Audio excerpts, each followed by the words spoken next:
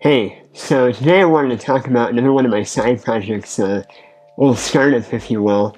So in the spring of 2024, I was in a class called CS3250, Software Development Methods and Tools, and a guy in the hops industry approached our professor with like a final project for the class. So every team or group within the class would build a prototype of this marketplace for the craft beverage industry. The motivation by this hops industry guy was that the existing options like the Lupulin Exchange, they charged fees and graded users based on responsiveness. This new website that the hops industry guy was pitching, it would be free for brewers, but any vendors that want access to those brewers to sell the brewer stuff, they would end up paying. As that semester finished out, our team ended up being the one whose prototype was picked, and so the concept of Brew Trade Hub was born. Only 2 of the 5 students in our group actually wanted to proceed with the project after classes had ended. We went into business together to build this website over the course of the summer of 2024, fall of 2024.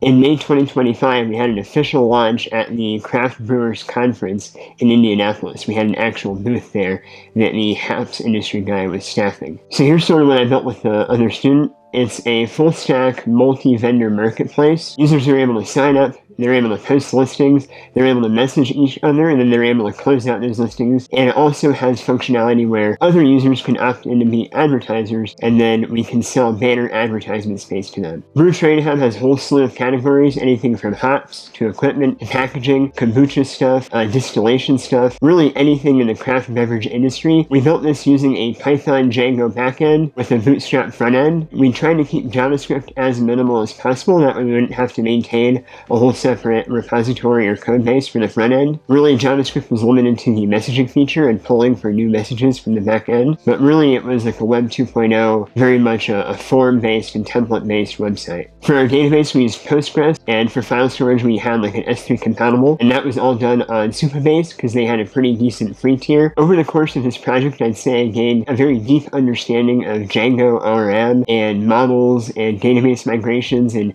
schema differences between SQLite and local testing and Postgres in production and getting this deployed securely and everything in between. It was a major learning experience, and everything that I've learned in this project I've carried forward into my professional career at this point. And to be honest, I'm actually proud of the site, it works, it looks good, and the problem is it just never really got traction. So here's what went wrong with that. Number one is we sort of skipped validation. Just because you know a problem exists doesn't mean that you know that people are going to change their behaviors just because you present a better solution. People will generally stick with what they already know and what's already out there in the market. We really should have done something like a Google form or a Facebook group or a landing page to know that we have traction before we actually went and built the whole thing. Yeah, that was the problem, was we bum rushed straight into building, coming out of that class, having a prototype already. We just decided to flush it out completely without really validating the market on anybody's side. Number 2 is we had a cold start problem. So anytime you have a website where there's buyers and sellers, 2 classes of users like Craigslist or Facebook Marketplace, you need to have both sides of that fulfilled.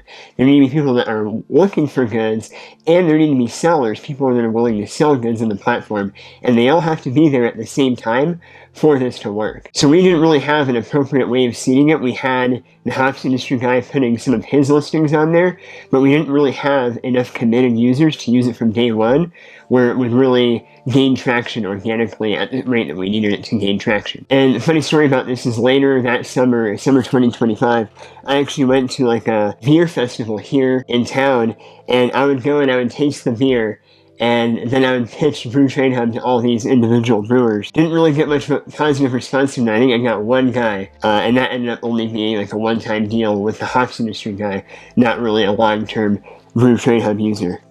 And then number 3, I'd really say that the business side didn't really keep pace with the tech. Like, we had a mailing list that the hops guy was putting together, but, my job was code. The other student's job, he was also a coder.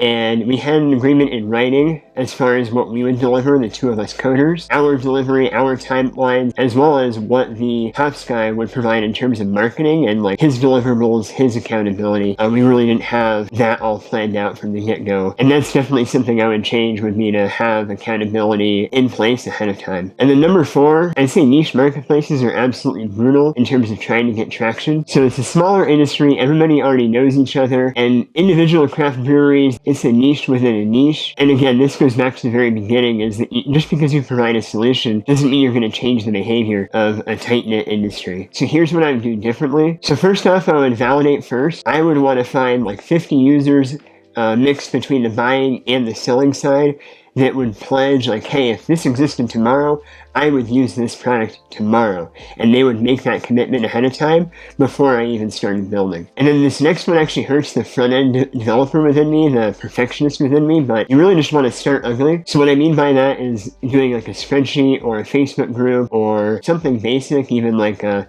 site builder, something like Base 44, like an AI, no-code tool. That stuff didn't exist when we started doing this, but really you want to validate this before you put in all the developer hours and before you get too entrenched and before you have that really big sunk cost of developer time as well as your sanity going into a project like this. And then going back to number 3, I'd want to have that accountability structure in place to make sure that not only is the tech side, me and the other student pulling our weight, but also that the business side is doing the amount of outreach and we're getting the amount of commitment that we need to get, and get all that in writing, really concrete. That way everybody's aware of the pace that things are moving, and the other halves, the other parts of this operation can make a decision if they want to pull out or if they want to collectively adjust strategy. So here's what's happening now with the project.